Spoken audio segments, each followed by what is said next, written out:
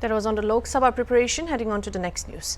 With Ministers Dharamveer and Pratap taking charge of Home Guard Department, the entire state is seeing the results of what was done for the department. This is also the reason why the availability of Home Guard personnel has increased in every sector today, whether it is government or private sector. Home Guard personnel are the priority of the department everywhere, he said. In such a situation, Home Guard Minister Dharamveer Prajapati of Uttar Pradesh government is very concerned about ensuring that his soldiers and their families do not face any kind of problem. This is the reason why in case of sudden death while on duty, financial assistance is being provided to the dependents of the deceased soldiers with the help of private banks. In this series, 4 families were given assistance of Rs 30 lakh under the deceased dependent quota. Rita Pal, one such beneficiary who received financial assistance, spoke on this behalf. मैं अपने तरफ से मंत्री जी को धन्यवाद दे रही हूँ। चलो ठीक है, ये धनराशि मिली है, मैं इससे मैं अपने बच्चों को पढ़ा लिखा कर कुछ काबिल बना दूंगी और इससे घर परिवार चलेगा मेरा, और इस राशि को अपने बच्चों पर इन्वेस्ट करेंगे। मंत्री जी के बारे में क्या कहेंगे जो आपकी मदद दी है? मंत्री जी के लिए धन्यवाद है, बहुत बहुत आभारी हूँ इसके लिए कि हाँ चलो ठीक है, इन्होंने हम लोगों के बारे में सोचा, इतनी धनराशि दी हमें ताकि हम लोग अपना घर परिवार लेकर चल सके आर्थिक। In the previous governments, the Home Guard soldiers have been protesting every day regarding various demands ranging from salary, but after Yogi Raj, work was done to solve their problems, the results of which is visible to everyone today. Anup Chaudhary had a special conversation with the Departmental Minister Dharamveer Prajapati, who took him from floor to throne. मंत्री धर्मवीर प्रजापति जी हमारे साथ में हैं और आज इनके जरिए से आज कुछ लोगों को जो मृतक आश्रित थे उनके परिवारों को आर्थिक सहायता दी गई है।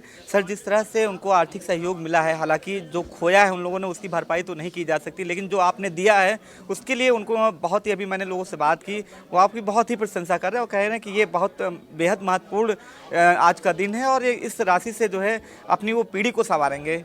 कैसे?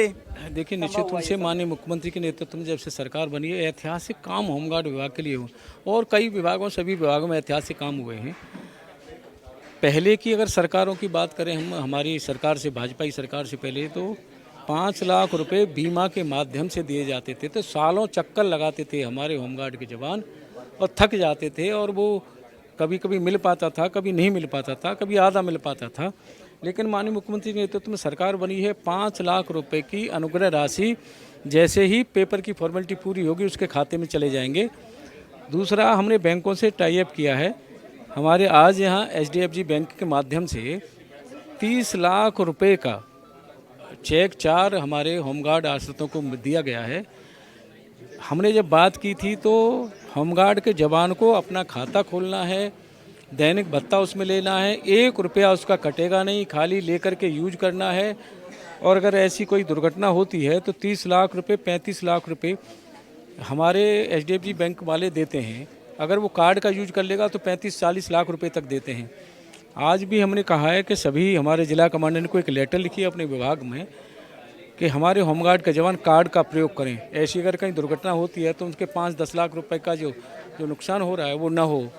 जाहिर सी बात है, जिस तरह से आपने विभाग की कमान संभाली तब से नए काफ़ी बदलाव आया है और सबसे बड़ा बदलाव आज देखने को मिल रहा है। जो मृतक जो लोग थे उनके परिवार को बड़ी सहायता दी जा रही है आपकी तरफ। आने वाले समय में क्या योजना है ऐसे जवानों के लिए जो जिनका परिवार अपने लोगों को खो देता है? कि हम स्वास्थ्य के लिए भी योजना बना रहे हैं और लगातार निरंतर बैंकों से हम बात कर रहे हैं स्वास्थ्य के विषय में, और अगर कहीं एक्सीडेंट होता है तो कहीं चोट हो जाती है तो इलाज की व्यवस्था के विषय में हम सोच रहे हैं और धीरे धीरे काम कर रहे हैं उस पर। बात है, आपका सराहनीय प्रयास है जिसके नतीजे भी दिख रहे हैं। आने वाले समय में क्योंकि लोकतंत्र का महापर्व है, ऐसे में इन जवानों की उपलब्धता काफ़ी डिमांड बढ़ रही।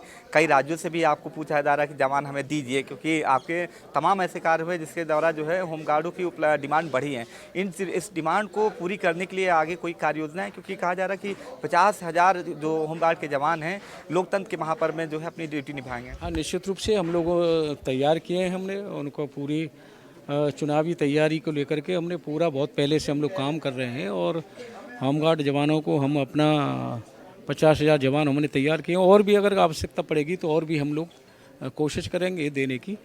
और निरंतर दिल्ली का चुनाव हो, हरियाणा का चुनाव हो, पंजाब का चुनाव, हिमाचल का चुनाव हो, राजस्थान का चुनाव हो, मध्य प्रदेश का चुनाव हो, सभी जगह हमारे होमगार्डों की डिमांड आती है और हमारे होमगार्ड के जवान जाते हैं और अच्छे से चुनाव करा करके वापस आते हैं। सर आखिरी सवाल मेरा ये है कि जिनको आपने आर्थिक सहायता दी है, इनको क्या कहना चाहते हैं कि इस पैसे के धनराशि का अच्छी तरीके से यूटिलाइज करें, ऐसा भी कुछ है? नहीं, हमने सुझाव दिया है कि इस पैसे का आप जो है ज़मीन खरीद लीजिए, जिससे बच्चों के लिए हमेशा काम आएंगे। अगर आप बैंक में रखेंगे तो निरंतर कहीं न कहीं खर्चे होंगे, या इसको आप अब फिक्स कर दिए। बच्चे शादी के हो गए तो बच्चे की शादी कर दीजिए, और विशेष जोर मेरा है कि वो ज़मीन खरीदें जिससे वो आजीवन बच्चों के काम आएगी। जाहिर सी बात है, जिस तरह से आर्थिक सहायता दी गई है मृतक आश्रित के परिवारों को, और उनको देने के साथ ही होमगार्ड मंत्री धर्मवीर प्रजापति ने उनको एक नसीहत भी दी है, एक कहा है कि उस पैसे का कैसे यूटिलाइज करें ताकि आने वाले उनका जो भविष्य है, उनके बच्चों का भविष्य कैसे वो संवर सकता है। वीडियो ने अनिल सैनी के साथ अनूप चौधरी, हॉर्नबिल टीवी, लखनऊ।